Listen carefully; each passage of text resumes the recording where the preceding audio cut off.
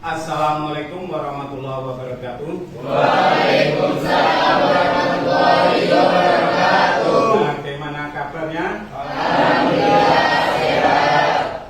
Alhamdulillah. Apakah semuanya masuk? Masuk. Alhamdulillah. Kalau begitu mari sebelum pembelajaran ini kita mulai, kita awali dengan doa terlebih dahulu. Ketua kelas silakan untuk memimpin doa. Berdoa mulai. A'udzubillahi minasyaitonirrajim. Bismillahirrahmanirrahim. Alhamdulillahi rabbil alamin. Ar-Rahmanir Rahim. Maliki yaumiddin. Iyyaka na'budu wa iyyaka nasta'in. Ihdinas siratal mustaqim. Siratal ladzina an'amta 'alaihim ghairil maghdubi 'alaihim waladdallin. Rabbighfirli wa liwalidayya wa lil mu'minina amin.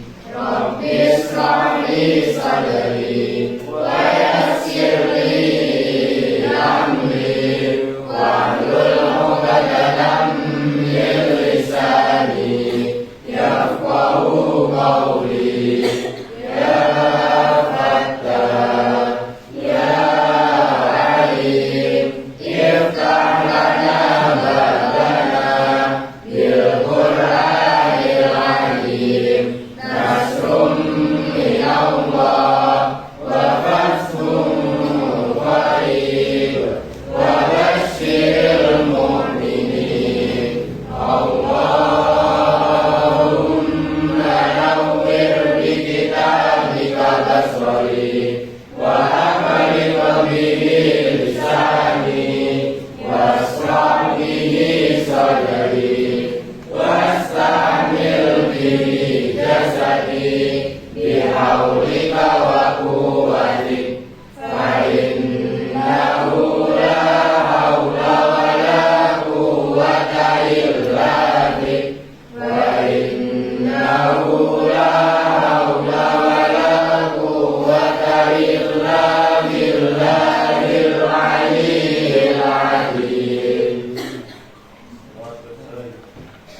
Terima kasih. Mudah-mudahan kita yang bisa menjaga Allah Subhanahu wa taala dan semuanya diberi kelancaran. Allahumma Amin. Untuk selanjutnya kita akan masuk kepada diskusi yang kita diskusikan pada siang hari ini, yaitu tentang sumber-sumber hukum Islam. Tentunya kita sudah melaksanakan atau mengerjakan sholat, mengerjakan wudu. Nah, semestinya kita sudah memikirkan sebelumnya bagaimana para ulama, para ahli-ahli terdahulu mengetahui tata caranya sholat, mengetahui tata caranya wudu, mengetahui bacaan sholat. Nah, pikiran kita yang seperti itulah yang membuka kita untuk mengetahui atau cinta kepada ilmu, cinta kepada syariat Islam, akhirnya cinta kepada Allah Subhanahu wa taala. Lah yang perlu kita diskusikan pada pagi hari ini atau siang hari ini yaitu sumber hukum Islam. Sumber hukum Islam itu dibagi menjadi dua, satu muhtafaq, nomor dua muhtafaq. Muhtafaq dibagi menjadi empat. Pertama Al-Quran, kedua ketiga keempat. Nah, mukhtalaf itu dibagi menjadi pertama istisna, kedua ketiga keempat, kelima, keenam, yang ketujuh. Tapi yang kita diskusikan pada pagi hari ini yaitu hukum Islam yang mutlak, yaitu Al-Quran, Al-Hadis, Al-Ijma' dan Al-Qiyas. Oleh sebab itu ini kita bagi menjadi 4 kelompok. Sudah siap di kelompoknya masing-masing ya. Kelompok yang pertama di sebelah ini ya, kanan. Kedua kelompok sebelah kiri. Ketiga ya, yang sini, yang itu keempat. Di kelompok ini nanti masing-masing akan mendiskusikan tentang keempat sumber Islam, sumber hukum Islam yang mutlak. Saya berikan waktu sekitar berapa menit? 10 menit untuk mendiskusikan tentang hukum Islam yang mutlak, yaitu Al-Quran, Al-Hadis, Al-Ijma', Al-Qiyas. Silakan dimulai.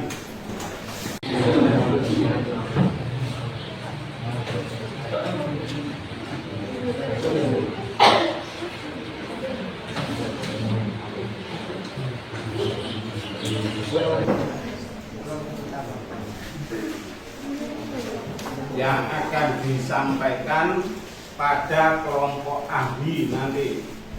Jadi masing-masing kelompok itu nanti menunjuk anggotanya untuk membahas atau salah satu atau 2 orang untuk mewakili masing-masing yang perlu didiskusikan nanti.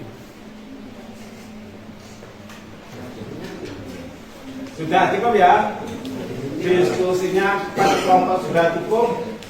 Untuk yang ditunjuk Al-Quran, untuk Al-Quran kumpul dengan Al-Quran, yang ditunjuk hadis kumpul dengan hadis, yang ditunjuk untuk membahas ijma kumpul dengan ijma, yang diutus untuk membahas qiyas kumpul dengan qiyas. Silakan. Waktunya sama, kurang lebih 10 menit.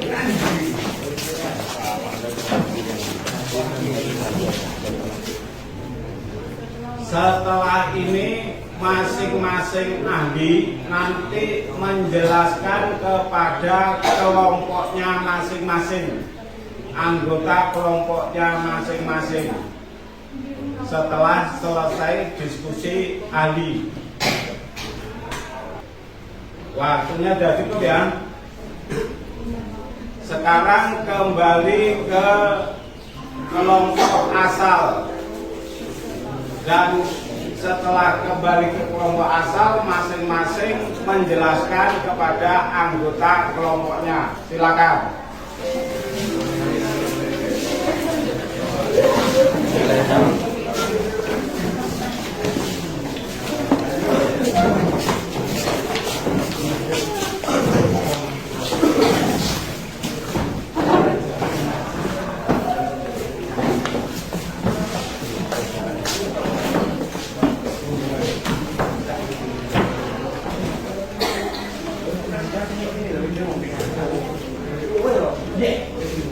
Menjelaskan hasil diskusinya dengan kelompok ahli.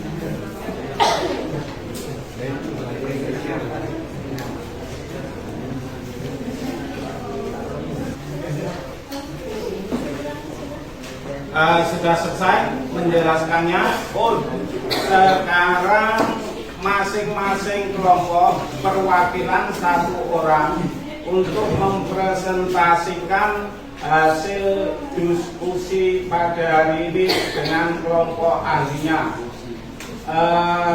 Pertama, saya silakan untuk kelompok 1 atau kelompok A. Assalamualaikum warahmatullahi wabarakatuh. Waalaikumsalam.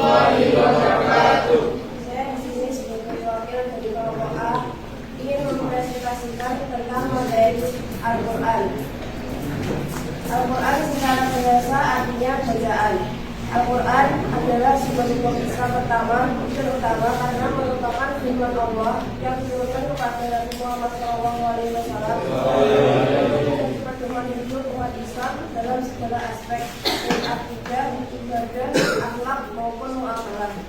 Sebagai makhluk yang meyakini kebenarannya, Al-Quran berfungsi sebagai sumber dasar atau undang-undang tertinggi dalam Islam yang menjadi rujukan utama dalam penetapan dan pembentukan hukum-hukum Islam lainnya. Al-Quran telah mencakup dasar-dasar segala macam hukum sehingga semua jenis hukum terdapat dasar-dasarnya dalam Al-Quran. Adapun pokok-pokok isi Al-Quran yaitu akidah, al-wa'du dan al-wa'id, artinya janji dan ancaman, ibadah, sejarah umat-umat terdahulu, amalan dan syariat. Ada juga asas Al-Quran menetapkan hukum tasyrik yaitu 1. Adamu al-haraj, menyiapkan kesempitan, taklidu at-taklif, kepersetujuan, at-tadariju fi at-tasyrih, berangsur-angsur dalam menetapkan hukum. Sekian presentasi dari saya. Apabila ada kurang lebihnya saya mohon maaf. Akhirnya wassalamualaikum warahmatullahi wabarakatuh. Waalaikumsalam warahmatullahi wabarakatuh. Kita berikan tepuk tangan untuk kelompok. Barangkali ada pertanyaan untuk kelompok A. Dari kelompok mana yang tanya? Kita dari sini akan bertanya tentang Al-Quran. Jelaskan penukilan Al-Quran secara mutawatir. Sekian, terima kasih. Saya di sini akan menjawab pertanyaan dari kelompok B, yaitu Al-Quran disampaikan kepada para sahabat langsung menghafal dan disampaikan kepada orang banyak. Dalam penyampaiannya tidak mungkin mereka melakukan kebohongan. Sekian, terima kasih. Terima kasih. Tepuk tangan. Selanjutnya presentasi dari kelompok B. Silakan. Assalamualaikum warahmatullahi wabarakatuh. Waalaikumsalam warahmatullahi wabarakatuh. Saya di sini perwakilan dari kelompok B ingin mempresentasikan materi tentang hadis.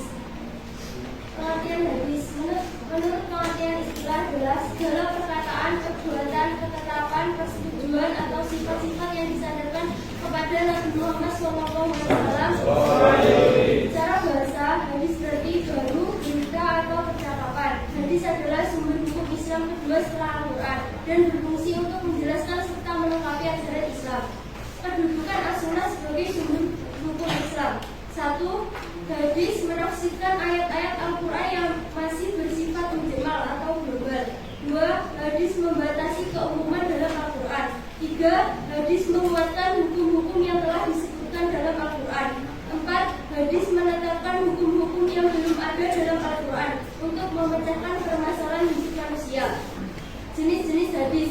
Hadis qauli, perkataan, segala ucapan atau perkataan Nabi Muhammad SAW yang berisi tuntutan, petunjuk, syarat, peristiwa atau kisah yang berkaitan dengan akidah, akhlak dan syariat.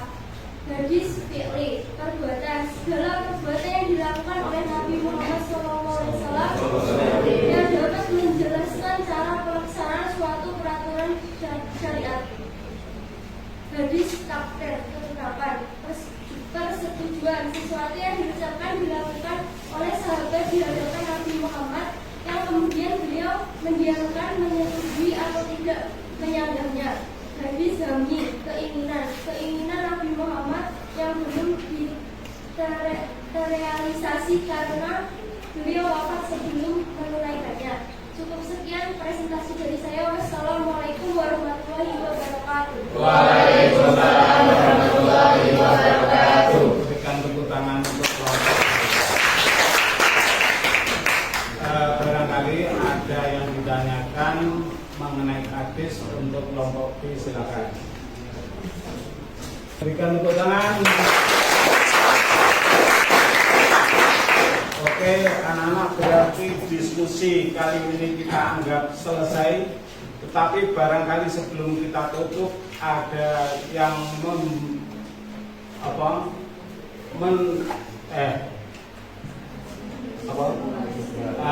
membuat kesimpulan. Ngomongnya ada yang mau membuat kesimpulan, silakan. Assalamualaikum warahmatullahi wabarakatuh. Waalaikumsalam warahmatullahi wabarakatuh. Saya di sini akan menyampaikan kesimpulan diskusi kita pada pagi hari ini tentang sumber hukum yang mutlak. Sumber hukum yang pertama yaitu Al-Quran. Al-Quran adalah firman Allah yang diturunkan kepada Nabi Muhammad SAW dalam bahasa Arab yang diriwayatkan secara mutawatir dan membacanya adalah ibadah. Sumber hukum yang kedua adalah As-Sunnah. As-Sunnah adalah segala perkataan, segala perbuatan, dan segala ketetapan Nabi Muhammad SAW yang bersangkut paut dengan hukum. Sumber hukum yang ketiga yaitu Ijma'. Ijma' adalah kesepakatan para ulama mujtahid pada suatu masa tertentu tentang hukum syar'i setelah wafatnya Rasulullah. Sumber hukum yang keempat yaitu qiyas. Qiyas adalah menetapkan hukum suatu kejadian atau peristiwa yang tidak ada dasar nasnya dengan cara membandingkannya kepada suatu kejadian atau peristiwa yang lain yang telah ditetapkan hukumnya berdasarkan nas, karena ada persamaan ilat antara dua kejadian atau peristiwa tersebut. Sekian kesimpulan dari saya. Wassalamualaikum warahmatullahi wabarakatuh. Waalaikumsalam warahmatullahi wabarakatuh. Terima kasih, berikan tepuk tangan. Berarti diskusi kali ini kita sudah anggap selesai, tapi yang perlu diperhatikan bahwa kita sudah mengetahui sumber-sumber hukum di dalam Islam, yaitu sumber muttafaq dan sumber hukum mukhtalaf. Kita mengetahui saat ini barangkali masih secara global. Untuk selanjutnya kita akan lebih giat menuntut ilmu, mencari rincian-rincian tentang hukum-hukum, mempelajari secara khusus Al-Quran, mempelajari secara khusus hadis, mempelajari secara khusus ijma', dan mempelajari secara khusus qiyas. Dan mudah-mudahan untuk selanjutnya kita akan membahas lagi tentang mukhtalaf. Mudah-mudahan, Allahumma amin. Sebelum kita tutup diskusi kali ini, mari kita berdoa bersama-sama. Silakan untuk ketua kelas memimpin doa penutup.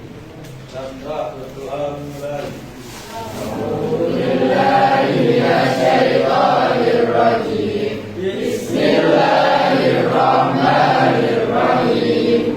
Wal asri innal insana lafi khusr illa alladziina aamanu wa 'amilus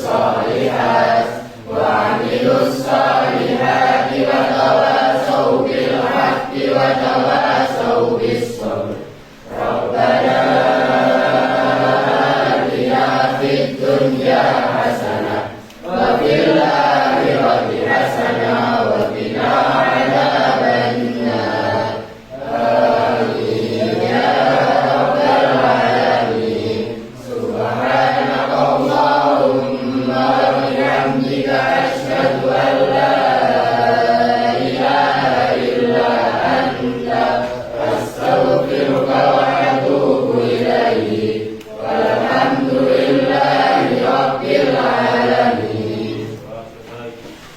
Marilah kita tutup dengan bacaan hamdalah. Alhamdulillah.